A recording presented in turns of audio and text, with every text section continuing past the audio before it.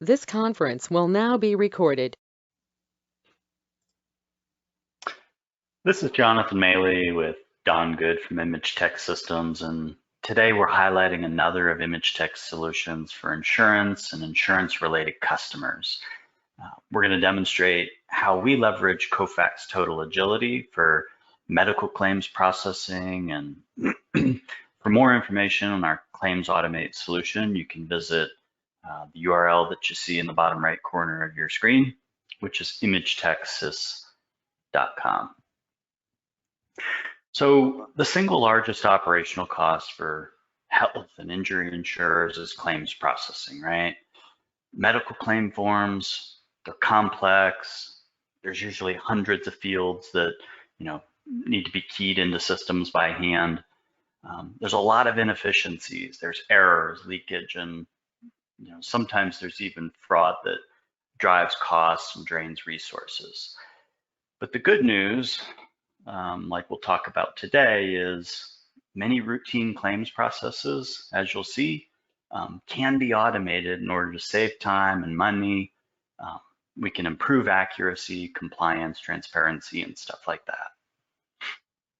This ClaimsAutomate solution for Kofax TotalAgility was purpose-built to extract all data present on claims forms like CMS 1500 and UB04s, and it makes your staff a lot more efficient. If you're currently outsourcing the processing of paper claims, you can bring it in-house to reduce risk, gives you greater control and visibility, even auditability over the whole process, right? Sometimes it's also about the amount of data that we can extract. Instead of just a few key fields, as Don's going to show, you can extract really all that you want. So the goal for our demo today is to highlight how we can automatically and accurately capture, extract, and then validate all the patient, provider, and service line data from medical claims. So we can also talk about insurer-specific rules, some of the industry standard NUBC and UCC rules. But at the end of the day, obviously automating all of this speeds up the process, and at the very end, clean claims get converted to standard EDI files and directed into those downstream adjudication processes, right, Don? So real quickly, I mentioned paper bills. Let's see here. I mentioned paper bills. A lot of hospitals, clinics, some of the larger practices, obviously are now generating most medical bills electronically, but there's still a lot of smaller ones, specialty healthcare facilities, things like that, that generate paper bills. In our experience, on average, carriers get about 10% of bills in paper form. Property and casualty carriers that are doing injury claims, might still see, let's say 50% or more bills in paper form. And then they're manually handled, right? The data is rekeyed, sometimes multiple times, into these back-end systems. And there's supporting documents, human intervention, fixing approval issues, all kinds of stuff. So weak claims departments often suffer from, I would say, several, sometimes even all of the issues that are shown in this box here. So with that, I want to bring in Don Good. Don, I know you're going to hit the high points of what's listed here, but really these are the key takeaways, the key functionality that ClaimsAutomate provides. And because this is modular, customers can take advantage of the parts and the pieces that are really most critical for their business, whether it's just the extraction or some of the back-end processes and business rules, things like that, right? So I'm going to stop my screen, and Don, you can start yours, and I see it. All right, great. Thanks, John. So what we see here is the, excuse me, the Kofax TotalAgility workspace. And I just want to quickly initiate a claims capture and processing job by uploading a couple claim forms. So I'm going to do that through this interface, and then I'm going to flip over to a diagram. We'll talk about the rest of the demo and solution here. So inside of TotalAgility here, I am using just a form to scan, or in this case, upload our claims. TotalAgility is, of course, multi-channel capture, so this could be a mobile receipt. I mean, claims can be received through mobile, through external portals, incoming emails, and the likes. But for this demo, I've got a couple of claims, so I'm going to pull in. Try that again.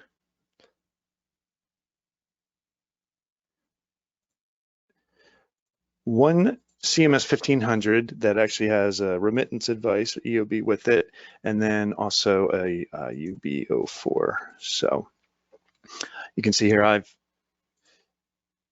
got claim number one. We can see through the thumbnails here, the pages, and then of course I have a single page UB04. I haven't done any classification or anything. I'm just going to submit this as a job, and then I'm going to flip over to this. So the ClaimsAutomate solution here, the part I've done here is the claim has been received. So we've ingested CMS 1500 UB04 into the system. What's happening behind the scenes right now is KTA is looking at each claim and doing its classification. Is it a CMS 1500? Which version of it? Is it a UB04? It's also looking for things like EOBs. It can do, this is extensible. So if there are other document types that need to be recognized by the system, that can easily be added as well. Once the claim has been identified, all of that data, as John mentioned, there are lots of fields on these claims. The data is extracted and business rules are evaluated. And you'll hear that term from me quite a bit through this demo, because that is something that's very important on these forms. Extracting the data is one thing, but checking the validity of the data is a whole different thing. So we'll see the validation rules that we have set up throughout this. And again, I'll just mention too that, again, it's very extensible. So this additional validations can be added to the system, to the solution to suit your needs. But the idea behind, we've got the collection of the claim here. There are a number of configuration and routing rules that you can set up based on the data that was extracted. So maybe high dollar claim amounts you want automatically processed by a specialist, or it's a Medicare claim. You can set up routing that way as well. That's, again, a configurable option within the solution. This whole bottom part of the screen here is that validation process. So the system does its validation, and now it's time to present to the user if there were any issues with that validation, any of those business rules that didn't pass. Well, a user needs to deal with those, and we'll see that through the validation interface. And all those same business rules that applied at extraction time are going to apply to the user side as well. And the whole idea is, within ClaimsAutomate, the work needs to be done to verify the claim, everything's valid. And once that is done, so in this initial branch here, a user can validate the claim, and at that point, we'll see that we are generating, that claim generates the EDI 83 standard output. If there is something about the claim where it's not considered valid through this first iteration, through this first step, there's an exception process. And that's where we'll see kind of a separate branch started here, where a rejected claim goes through this exception process where a specialist can review it, can interact with the biller, and we'll see that there's a way for the biller to actually kind of tie back in to the case history and the case data, or the claim data, and interact with the claims operators as well. And that process will just continue till, again, the main goal is to come out of this with a valid claim. And once that's done, we kind of land at the same point here where we've got a validated claim. Let's generate the output, the EDI for the downstream adjudication systems. So if I flip back to my TotalAgility workspace here, we'll see that as a user, I'm in my work queue here. Just real quickly here, we can see that I have an activity, a validation activity for this process assigned to claims operators. So the ClaimsAutomate solution has a number of, I mentioned this before, groups and resources that you can assign these various tasks to. For the purpose of this demonstration, you know, I'm everyone. I'm a claim operator. I'm a COB specialist. I'm everything. But in the real world, you can certainly break up these tasks as necessary throughout the organization. But if I take my validation activity here, it's going to open up our job, and we can see. Give it a sec.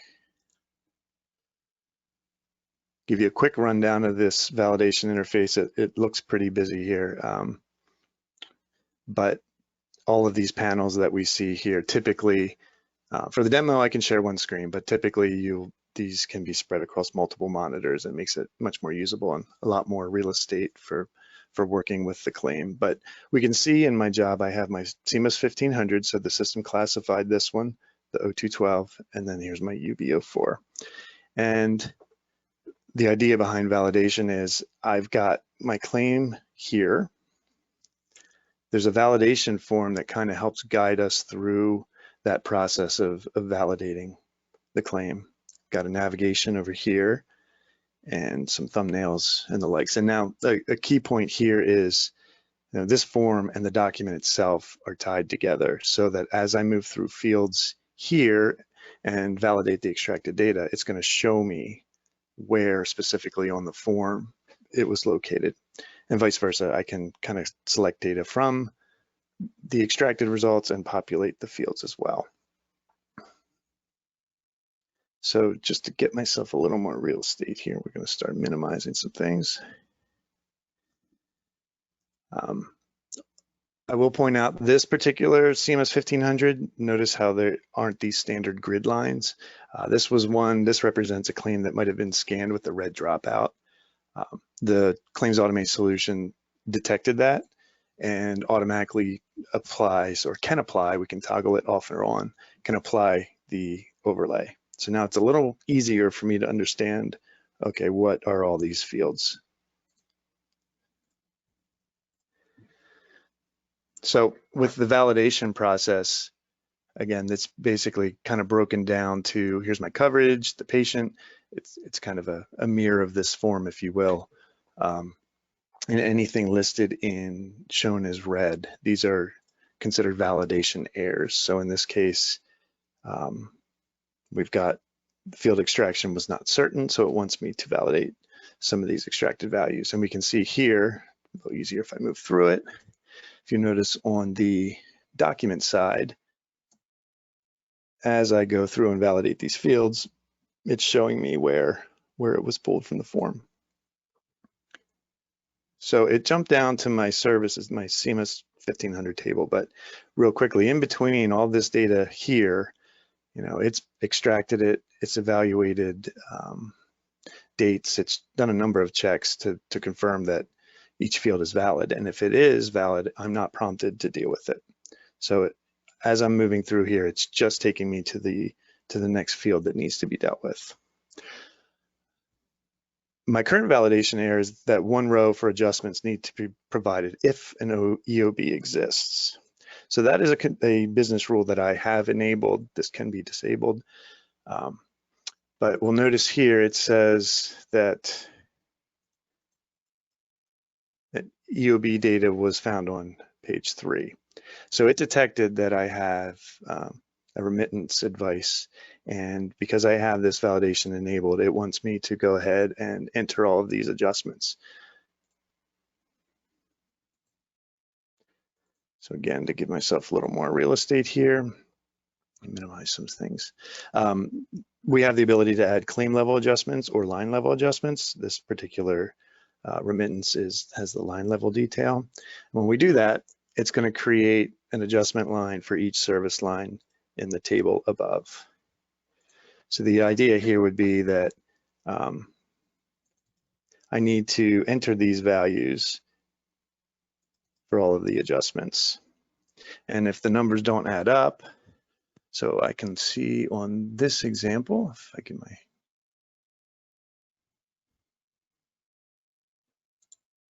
my EOB back. We paid 25 of the 50.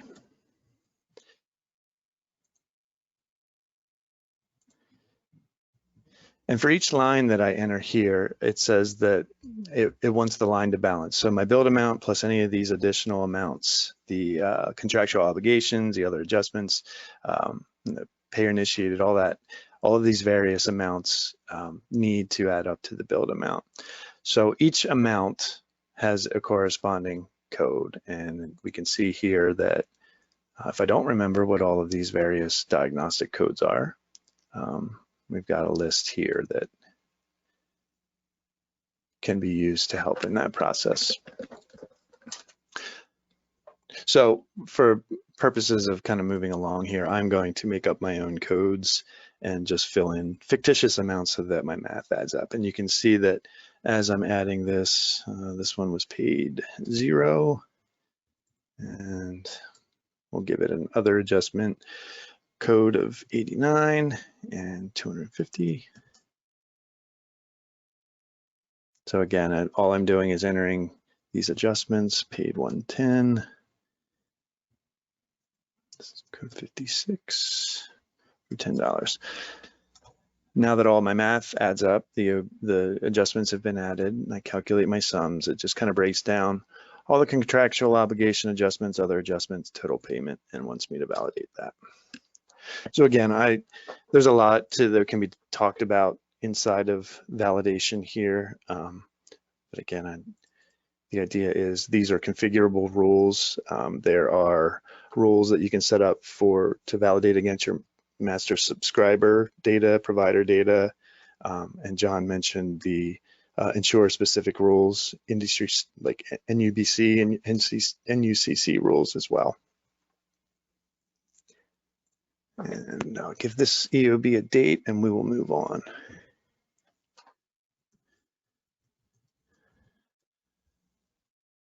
So nobody wants to watch me validate this entire form.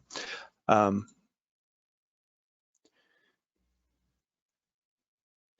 the last thing here, I'm just kind of validating my billing provider information. And once the claim is considered valid, you see that we've now moved on. It's kind of moved me off to the UB04. And I could continue this process. Again, there are specific validation rules for the UB04. I could step through and take us all through that.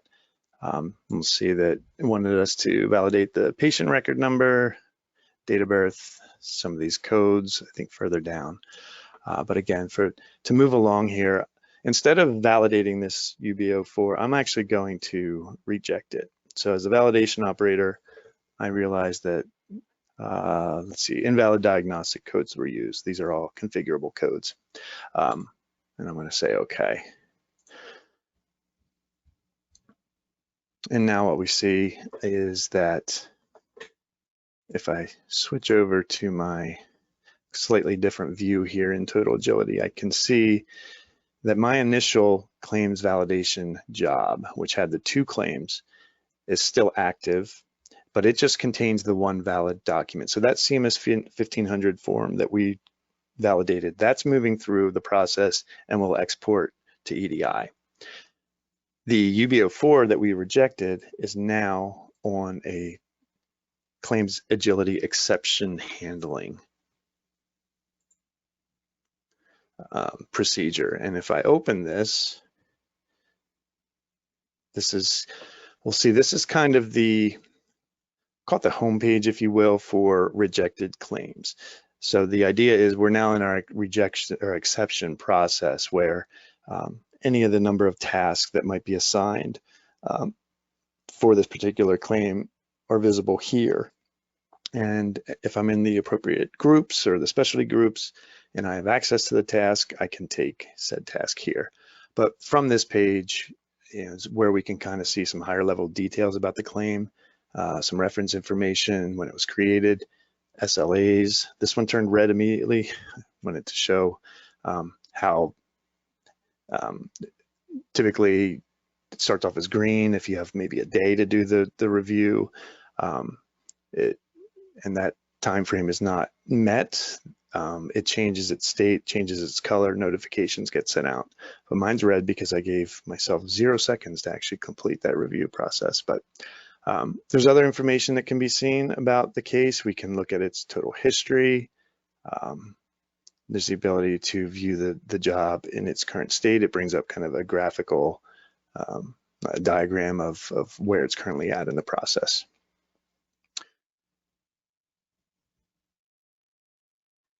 So instead of taking this rejection review task, which is our first task in the exception process, I'm going to do the same thing, but from a slightly different approach here.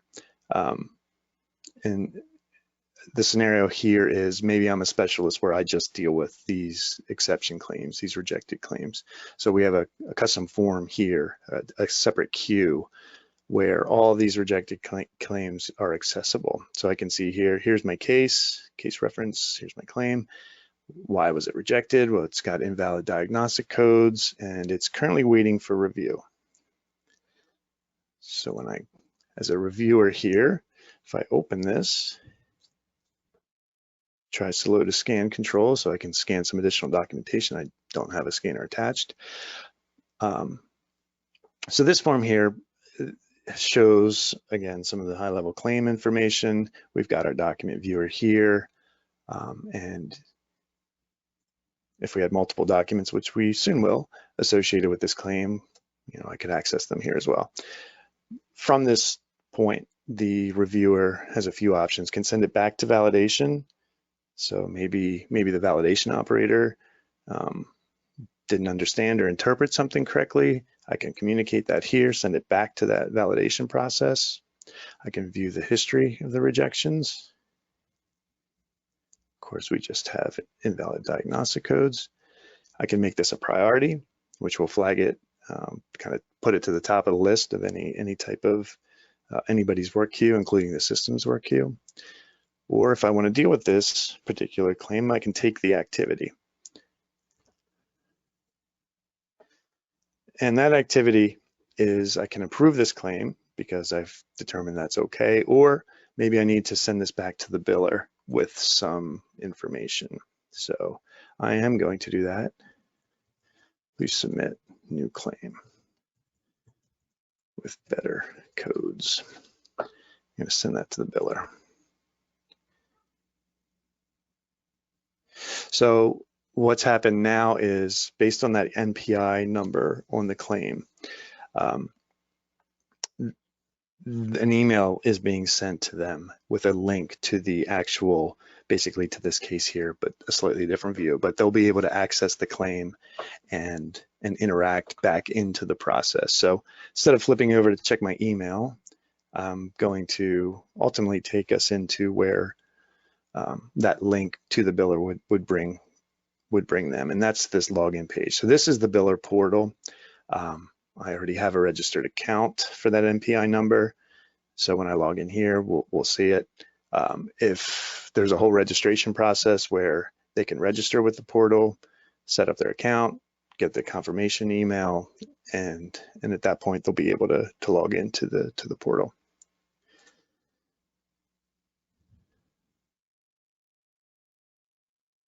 So now I can see in my biller portal here, I have a claim to review.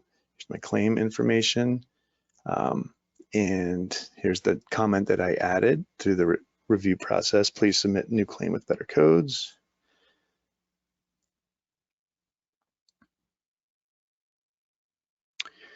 And through the portal, the biller can do a number of things, depending on the type of information that was requested. I can browse to, let's just pick anything.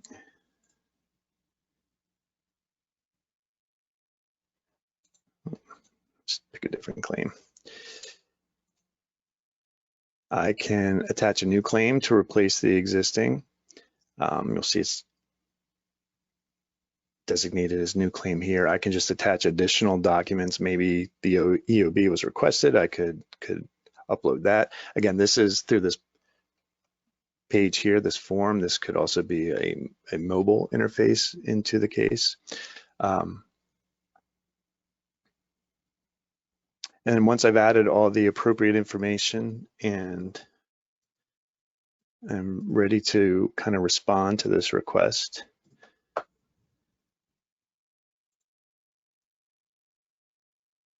I can submit it back.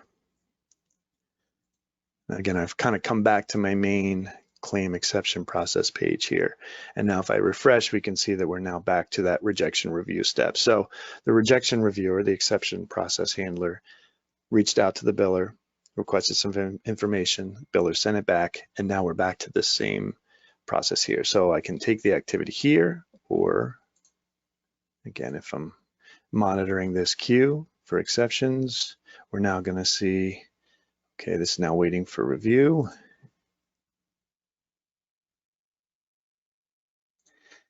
And just like we were at before, I've got the same activities and options available to me, but now we have the additional documents. So with a new claim and submit, it would kind of re-extract and pretty much start the whole process over again.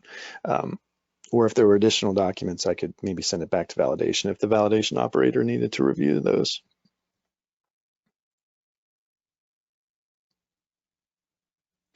And now, of course, we can see the entire rejection history. So this iteration of communications between biller and handler would continue until finally we're going to say, okay, we're good with this claim. We've gotten what we need. Let's approve it.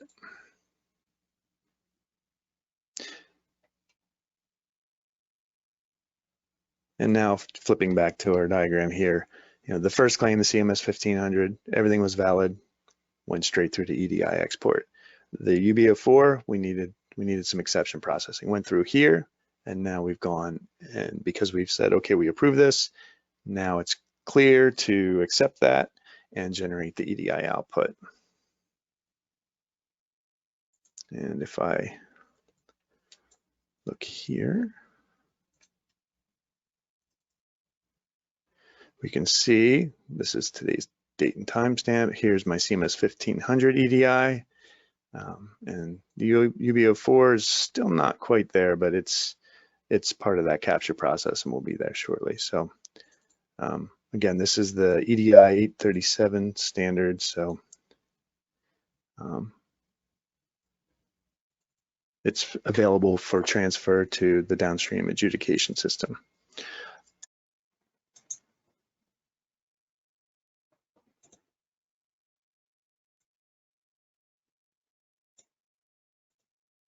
I'm just gonna see here, quickly reshare